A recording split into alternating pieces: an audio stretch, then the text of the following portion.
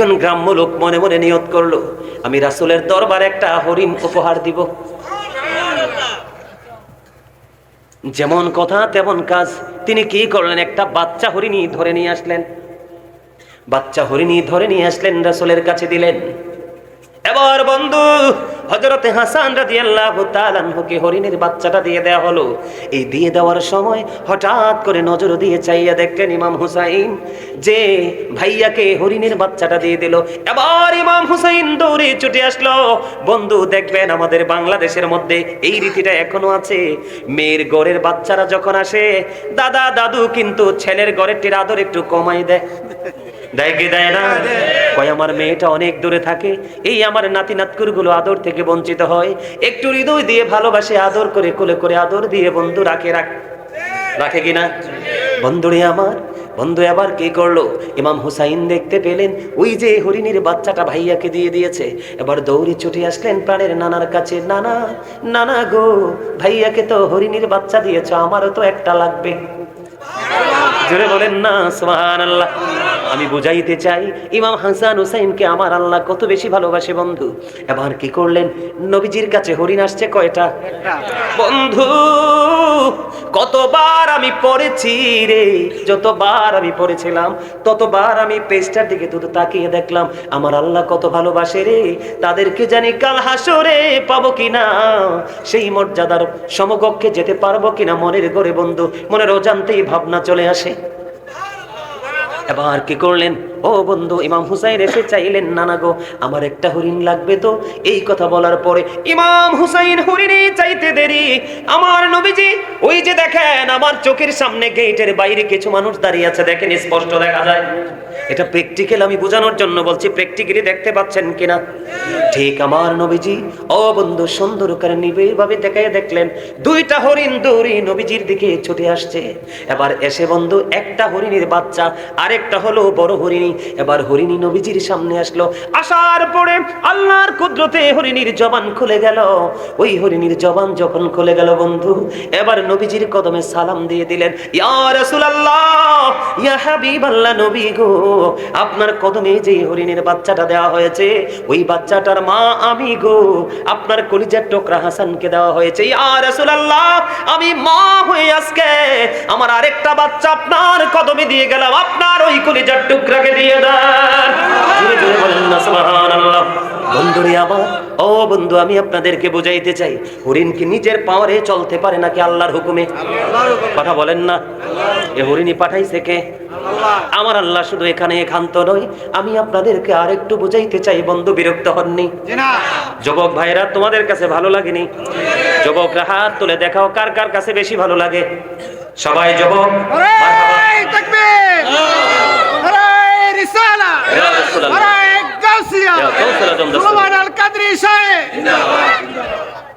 বন্ধুরে আমার, আমার দিকে তাকান। ইমাম হুসাইন ছোট্ট ওই দিকে যাচ্ছে খেলার জন্য। মা খাতুনে জান্নাত ফাতেমার গলা জড়িয়ে ধরলেন, মা মা গো, আমি বন্ধু অত্যন্ত প্রেমময় খবর শুনে নেন। এবার মা আমি একটু খেলতে চাই বন্ধুদের সাথে, আসার পরে আমাকে আপেল দিতে হবে। মা খাতুনে জান্নাত কোনো চিন্তা করলেন না, তিনি বললেন হ্যাঁ বাবা তোমাকে আমি আপেল দিব। এই কথা বলার পরে ইমাম হুসাইন খুশি হয়ে বন্ধু চলে গেলেন। খেলা শেষ করে খেলতে যখন গেল, এবার কি করলেন, মা ফাতেমার ব্রেইনে ঢুকলো যে মদিনার কোথাও তো এখন আপেল পাওয়া যাবে না, কারণ এখন তো আপেলের সৃজন না। আমি যে আমার হুসাইনকে কথা দিলাম আপেল দিব, যদি দিতে না পারি রে আমি মা তো মিথ্যাবাদী হয়ে যাব। মা ফাতেমার মধ্যে বন্ধু একটা চিন্তা যখন চলে আসলো, যারা মদিনায় গিয়েছে তারা দেখেছে আমার নবীজি রওজা মোবারক থেকে ও বন্ধু মা ফাতেমার বাড়ি বেশি দূরে ছিল না, অল্প কিছু ডিস্টেন্স ছিল বন্ধু। আমিও গিয়ে দেখে এসেছি, এই দু চোখ দিয়ে প্রাণ ভরে দেখে এসেছি বন্ধু। এবার কি করলেন, এবার আমার দিকে তাকান বন্ধু, যদি ভালো না লাগে আলোচনা শেষ করা পর্যন্ত যদি ভালো না লাগে আমি কিচ্ছু বলবো না, ওই দিক দিয়ে বের হয়ে চলে যাবেন, কিন্তু কাউকে ডিস্টার্ব করবেন না বন্ধু। আমি আপনাদেরকে বলে দিতে চাই এবার ঘটনাটা কি হলো। এবার ইমাম হুসাইন গেলেন চলে গেলেন খেলতে, মা ফাতেমা দৌড়ে চলে গেলেন রাসূলের হুজরা মুবারকে। হুজরা মুবারকে যাওয়ার পরে আমার নবীজি চাইয়া দেখলেন ইমাম হুসাইনের মা জান্নাতের সরদারিনী, আমার নবীজির কলিজার টুকরা যাকে বলতেন আমার নবী উম্মে হাবিবা। জোরে জোরে বলেন না সুবহানাল্লাহ। বন্ধুরে আমার, নবীজি যখন ললাটের মধ্যে ঘাম দেখলেন, দেখার পরে ডাক দিয়ে বললেন, মা, মা গো। নবীজি বসা ছিলেন, মা ফাতেমাকে দেখে বন্ধু দাঁড়িয়ে গেলেন, আম্মা আপনি এখানে বসেন, আপনার ললাটে ঘাম দেখা যায় কেন? বাবা, বাবা গো, আপনার কলিজার টুকরা হুসাইন আজকে আপেল চেয়েছে গো বাবা, আমি কথা দিয়েছি খেলা শেষ করে আসতে দিব গো, কিন্তু বাবা এখন তো মদিনার কোথাও আপেল নাই, আমি কোথা থেকে আপনার কলিজার টুকরাকে আপেল দিব? ও বন্ধু, বাবা এবং মেয়ের মধ্যে কথোপকথন চলতেছে, এর মধ্যে বন্ধু জিব্রাইল এসে হাজির। ইয়া রাসূলুল্লাহ, আপনার কলিজার টুকরার জন্য আমার আল্লাহ জান্নাত থেকে আপেল পাঠিয়ে দিয়েছে। জোরে জোরে বলেন না সুবহানাল্লাহ। সুবহানাল্লাহ ওয়ালহামদুলিল্লাহ লা ইলাহা ইল্লাল্লাহ, সুবহানাল্লাহ আলহামদুলিল্লাহ লা ইলাহা ইল্লাল্লাহ, লা ইলাহা ইল্লাল্লাহ, ও লা ইলাহা ইল্লাল্লাহ। নবী আমার নূরের পুতুল, জগৎ করলেন ও জালা, নবী আমার নূরের পুতুল, জগৎ করলেন ও জালা, রোজ হাসরে করবেন তিনি উম্মতের ফয়সালা। সুবহানাল্লাহ আলহামদুলিল্লাহ লা ইলাহা ইল্লাল্লাহ, লা ইলাহা ইল্লাল্লাহ, লা ইলাহা ইল্লাল্লাহ। আরশে কুরসি লৌহ কলম সৃষ্টি যাহার ওসিলা, আরশে কুরসি লৌহ কলম সৃষ্টি যাহার ওসিলা, নিজে আল্লাহ খুশি হইয়া নাম রাখিলেন হাবিবুল্লাহ। সুবহানাল্লাহ, মহব্বতে আরো জোরে, মহব্বতে লা, সুবহানাল্লাহ ওয়ালহামদুলিল্লাহ লা ইলাহা ইল্লাল্লাহ, লা ইলাহা ইল্লাল্লাহ, ও লা ইলাহা ইল্লাল্লাহ, লা ইলাহা ইল্লাল্লাহ মুহাম্মাদুর রাসূলুল্লাহ সাল্লাল্লাহু আলাইহি ওয়াসাল্লাম। জিকির করার পরে শান্তি লাগছে কার? কার লাগছে? হাত তুলে দেখান। আলহামদুলিল্লাহ, হাত নামান। বলে হুজুর প্রশ্ন কেন করলেন? কারণ আমি যে বললাম জান্নাতের বাগানে আসলে জান্নাতি ফল খেয়ে নাও, এর মধ্যে সুবহানাল্লাহ আলহামদুলিল্লাহ এগুলো হলো জান্নাতি খাবার। বলে হুজুর খাবার হলো কেমনে? প্রত্যেকটা মানুষ ডবল, একটা হলো তার দেহ, আর একটা হলো তার আত্মা, একটা হলো তার বডি, আর একটা হলো তার সোল। দেহের খাবার পৃথিবীতে মিলে আর রুহের খাবার মিলে এই রকম পরিবেশে মসজিদে, আলেমদের জলসায়, আল্লাহর ওলিদের দরবারে। কথা বলেন ঠিক না বেঠিক? এই জন্য এটা হলো আজকে ইমানদারের জন্য রুহানিয়াতের বাজার করার জায়গা। আজকে আসছেন আপনারা মার্কেটিং করার জন্য, প্রাণ ভরে বন্ধু মার্কেটিং করে নেবেন। এই মার্কেটিং এর মধ্যে ফার্স্ট চয়েস থাকবে আপনার ইমানকে মজবুত করার ট্রেনিং, আর দ্বিতীয়ত হলো আপনার ইমান যদি মজবুত করতে পারেন, বাজারের ব্যাগে অল্প হলেও সপ্তাহটা চলে যাবে। তার মানে রাসূল বলেছেন আখলিস দীনাকা ইয়াকফিকাল আমালুল কালিল, আপনি আপনার দ্বীনকে কি করতে হবে? খাঁটি করতে হবে। কালিল দ্বারা বুঝিয়েছেন অল্প আমলই আপনার নাজাতের জন্য যথেষ্ট হয়ে যাবে। বন্ধুরি আমার, বলতেছিলাম হৃদয় খুলে শোনেন। এবার কি করলো? জিবরাইল চলে আসলো, ইয়া রাসূলুল্লাহ জান্নাতি আপেল চলে আসলো গো, আপনার কলিজার টুকরার জন্য আবার আল্লাহ পাঠিয়ে দিল। এবার কি করলেন? জিবরাইল বললেন, ইয়া রাসূলুল্লাহ আমার 2টা বাটি লাগবে আর একটা চাকু লাগবে। এবার 2টা বাটি বন্ধু আনলেন মা আয়েশা সিদ্দিকা রাদিয়াল্লাহু তাআলা আনহার ঘর থেকে, আর একটা চাকু। এবার বন্ধু আপেলটাকে অর্ধেক করা হলো। অর্ধেক করার পরে বন্ধু অর্ধেকটা বাটির মধ্যে রাইখা আরেকটা দিয়ে ঢাইকা দিলেন, আর অর্ধেকটা বন্ধু নবীজিকে বলে দিলেন সবাই খাওয়ার জন্য। আলাপ আলোচনা শেষ হয়ে গেল। ইমাম হুসাইন খেলা শেষ করে বাড়ি ফিরে আসলো। মা ফাতেমা আসার পরে যখন আপেল চাইলেন, মা ফাতেমা আপেলটা খেতে দিলেন। আপেলটা যখন বন্ধ খেতে দিলেন, খেতে দেওয়ার পরে ইমাম হুসাইন আপেল খাওয়ার পরে বললেন, মা মা মা গো, এত মজার আপেল তো আমার জীবনে কোনোদিন খাইনি গো, এখন থেকে প্রতিদিন আমাকে আপেল দিতে হবে। মা জানতে বড় মনে চায় গো, এই আপেল তুমি কোথা থেকে এনেছো বাবা? বাবা গো, এই আপেল তো আমি আনিনি, তোমার নানার কাছে আমার আল্লাহ জান্নাত থেকে পাঠাইছে। জোরে জোরে কন্যা সুবহানাল্লাহ। বন্ধু, মা ফাতেমার কাছ থেকে যখন শুনলেন তোমার নানার কাছে আপেল এসেছে, তোমার নানা ব্যবস্থা করে দিয়েছে, এই কথা বলার দেরি একটা সেকেন্ড দেরি করলেন না। ইমাম হুসাইন দৌড়ে চলে গেলেন মা খাতুনে জান্নাত ফাতেমার সঙ্গ ছেড়ে। এবার নানার কাছে বলেন, নানা নানা গো, আজ থেকে প্রতিদিন আমাকে আপেল দিতে হবে, এমন আপেল তোমার জীবনে আর কোনোদিন খাইনি। আমার নবীজি বললেন, নানা গো ব্যবস্থা হয়ে যাবে, যাও। এবার বন্ধু চলে গেলেন, কিন্তু রহস্য হলো কোথায়? ওই যে পাটির মধ্যে অর্ধেক আপেল জমা। বন্ধুরে আমার, প্রতিদিন একবার করে সরাইতে হবে এই বাটিটা। মা ফাতেমা নিয়ে রেখে দিলেন, দিন চলে গেল, রাত পাড়িয়ে গেল। পরের দিন যখন হলো, ও বন্ধু বাটি সরাইয়া দেখে ওই আপেলটা পুরোপুরি আস্তা হয়ে আছে। জোরে জোরে কন্যা সুবহানাল্লাহ। আপেলটা আস্তা হয়ে গেছে, কিন্তু জিব্রাইলের কথা হলো এই আপেল কিন্তু পুরোটা খাওয়া যাবে না। ঠিক যেইভাবে দেখিয়েছেন এমনি ভাবে প্রতিদিন অর্ধেকটা আপেল কেটে সবাই মিলে খাবেন, আর বাকি অর্ধেকটা আপনারা বাটি দিয়ে ঢাইকা রেখে দিবেন। বন্ধুরে আমার, মা ফাতেমা আজকে খাইলেন আপেল কিন্তু একটাই, গতকালকে স্বাদ ছিল একটা, আজকের স্বাদ হয়ে গেল বন্ধু ভিন্ন রকম।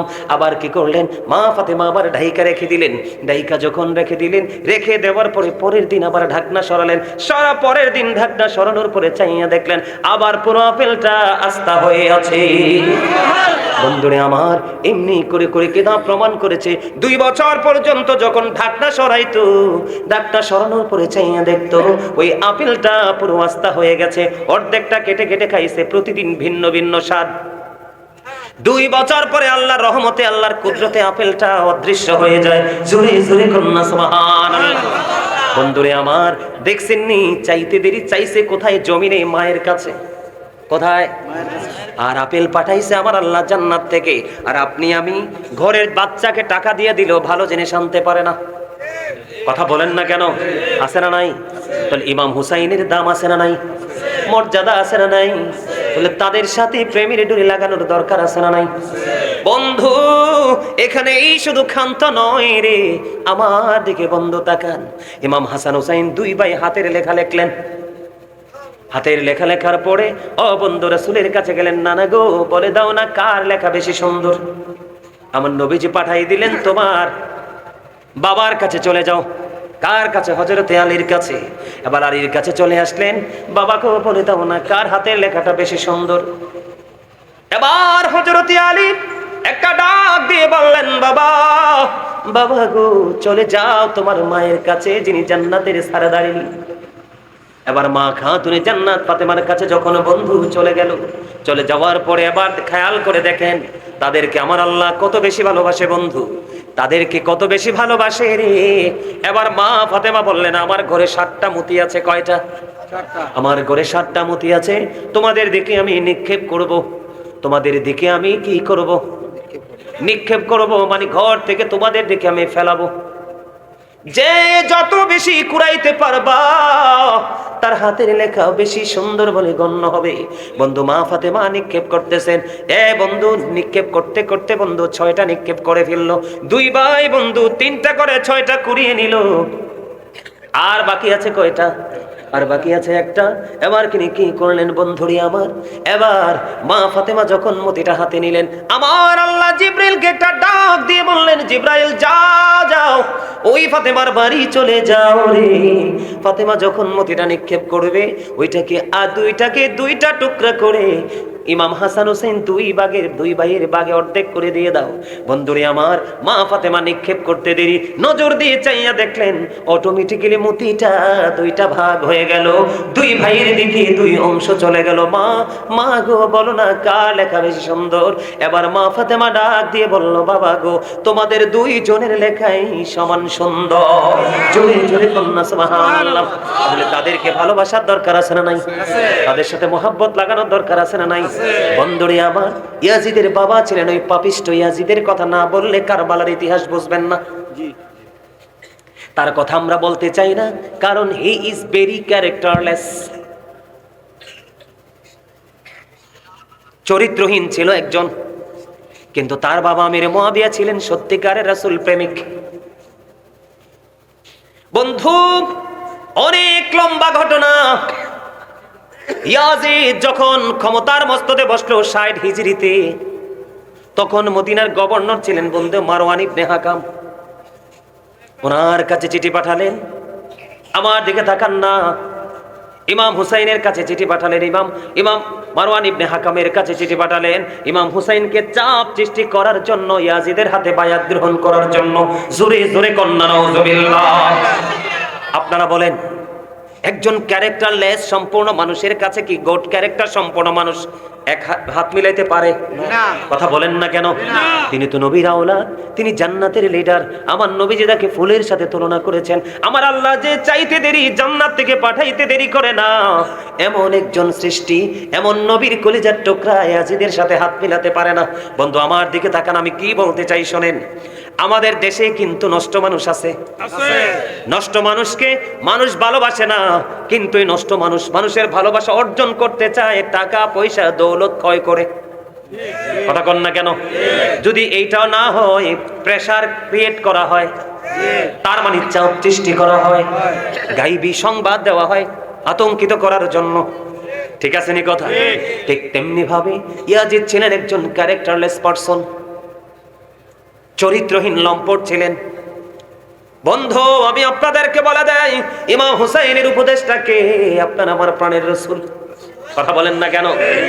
আর ওই ইয়াজিদের উপদেশটা হলো বন্ধু, আমার আলোচনা শেষ করে দিচ্ছি আর অল্প সময়ের মধ্যে গুছিয়ে দিচ্ছি বন্ধু। ইয়াজিদের উপদেশটা হলো, তার নাম মুখস্থ করে নেন, তার নাম হলো শারজুন বিন মানসুরুর রুমি।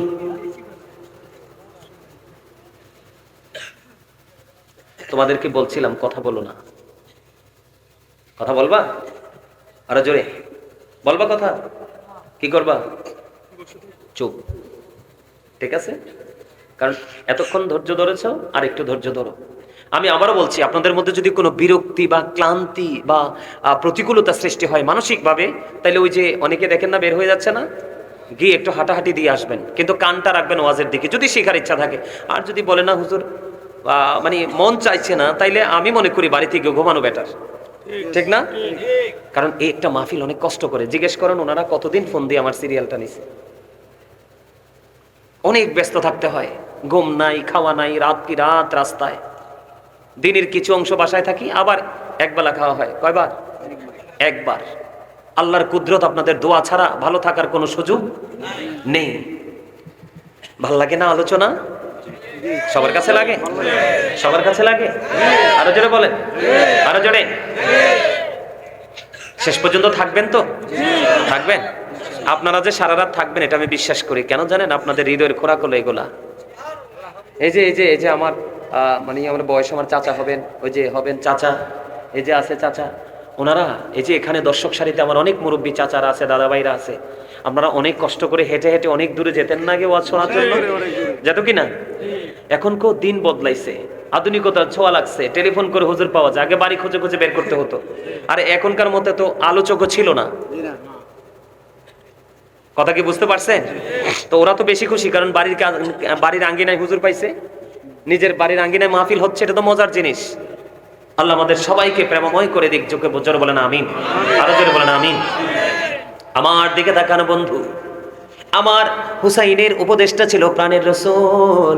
তিনি কোরআন হাদিসের, কোরআন সুন্নাহর বাইরে ইমাম হুসাইন কোনো কিছু চিন্তা করতেন না।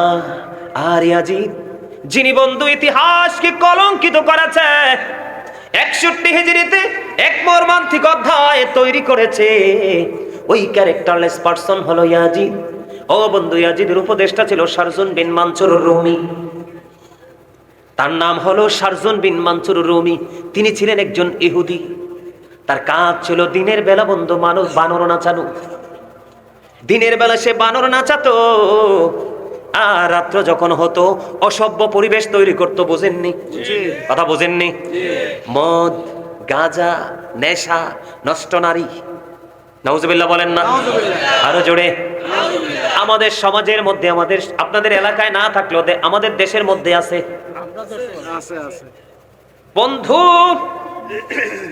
বয়স মাইনাসের দিকে চলে গেছে, এখনো আর একজনের বিবির দিকে কুদৃষ্টিতে তাকায়। নিজের ঘরের মেয়ের মতো আরেকটা মেয়ে রাস্তায় দেখে তার দিকে কোন নজরে তাকায়, তাকায় কি তাকায় না? আছে না নাই? বন্ধুরে আমার, ইয়াজিদের উপদেশটা ছিল এরকম 100% ক্যারেক্টারলেস। কারণ আমার আল্লাহ কোরআনে বলেছে ইন্নাল কাফিরিনা কানু লাকুম আদুওয়াম মুবিনা। আমার আল্লাহ বলেছেন the heretics are the eternal enemy of the believers. ইমানদারদের প্রকাশ্য শত্রু হলো বেঈমান কাফেরেরা। বন্ধু, আমি আপনাদেরকে বলে দিতে চাই, ইয়াজিদ মানেটাকে একটু বোঝা দরকার, ঠিক কিনা বলেন? ইয়াজিদ মানেটা হলো, ও বন্ধু, ইয়াজিদ মানেটা হলো মুখে ছিল তার ইসলামের কথা আর অন্তরে ছিল ইসলামকে ধ্বংস করার পায়তারা। এখন বাংলাদেশেও এমন কিছু মোল্লা দেখা যায়, ঠিক কিনা বলেন? আছে না নাই? আপনারা বিশেষ করে যুবক ভাই, আমি তোমাদেরকে বলে দিতে চাই, আমি কিন্তু মোবাইলের সাথে বেশি যুক্ত না। আমার সম্পৃক্ততা হলো কিতাবের সাথে। সময় পাইলে শুইয়া হোক বইয়া হোক কিতাব নিয়ে বসে যাই। কিন্তু তোমরা বেশি মোবাইলে দেখো, বিতর্কিত বক্তব্য মোল্লারা দেয় কি দেয় না? যেই বক্তব্য শোনার পরে মুরব্বীর একটা হেজিটেশনের মধ্যে পড়ে যায়, কি করব না কি করব। এতদিন শুনলাম একটা, এখন তো শোনো আরেকটা। এতদিন যেটা শুনছেন ওইটাই রাইট, আরে এখন যেটা বলছে এটাই হলো রং। কথা বলেন না কেন? ইয়াজিদ বন্ধু সে দিনের বেলা বানর নাচাতো, তার উপদেশটা রাত্র হলে মদের আসর বসাতো, নর্তকী দিয়ে নোংরা পরিবেশ তৈরি করতো। জোরে কন্যা নাউজুবিল্লাহ। এখন ইহুদিরা মুসলমানের প্রকাশ্য শত্রু বলছে কে? আল্লাহ রাব্বুল আলামিন। এখানেই শান্ত নয়, ক্ষান্ত নয়। আল্লাহ বলেছেন উইদ্দাত লিল কাফিরিন, you have to go to hell. বেঈমান কাফের যারা, তাদের জন্যই বরাদ্দ হলো জাহান্নাম। তোমাদেরকে মাস্ট বি চলে যেতে হবে জাহান্নামে, অনন্তকাল জাহান্নামে থাকবে। বন্ধুরে আমার, কখনো কোনো জান্নাতি মানুষ জাহান্নামীর সাথে কখনোই প্রেম করতে পারে না। পারেনি বলেন? ইমাম হুসাইন এবং ইয়াজিদের মধ্যে দ্বন্দ্ব হলো, যুদ্ধ হলো, একটা মাত্র কারণ, ইমাম হুসাইন ছিলেন সত্যের পক্ষে, কোরআন সুন্নাহর পক্ষে, আর ইয়াজিদ এবং তার বাহিনী কোরআন সুত্তার আইনকে, কোরআন সুন্নাহর আইনকে পুরো বিলীন করে দিচ্ছে।